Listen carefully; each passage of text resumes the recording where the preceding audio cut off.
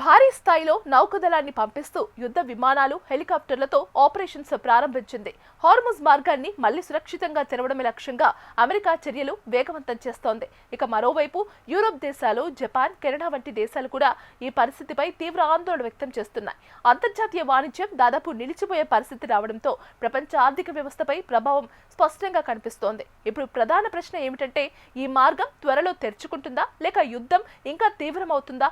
ఒకవేళ పరిస్థితి మరింత విషమిస్తే ప్రపంచవ్యాప్తంగా ఇంధన సంక్షోభం రావచ్చు, ధరలు భారీగా పెరగవచ్చు. దాని ప్రభావం నేరుగా సామాన్య ప్రజలపై పడుతుంది. ఇప్పటికే మార్కెట్లలో అస్థిరత కనిపిస్తోంది. ఇన్వెస్టర్లు కూడా ఆందోళన చెందుతున్నారు. ఇది కేవలం ఒక ప్రాంతానికి సంబంధించిన సమస్య కాదు, గ్లోబల్ క్రైసిస్ గా మారే అవకాశం ఉంది. ఇక మరో ముఖ్యమైన విషయం ఏమిటంటే, ఈ పరిస్థితి యుద్ధానికి దారితీస్తే అది పెద్ద స్థాయిలో అంతర్జాతీయ ఘర్షణగా మారే ప్రమాదం ఉంది.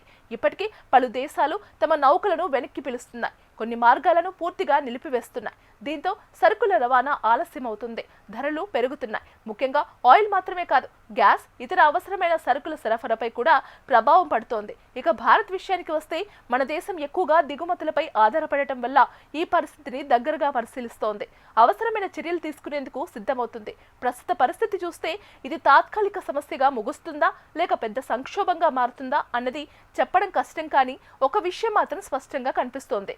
హార్ముజ్ మార్గం ఇప్పుడు ప్రపంచ రాజకీయాల్లో కేంద్ర బిందువుగా మారింది.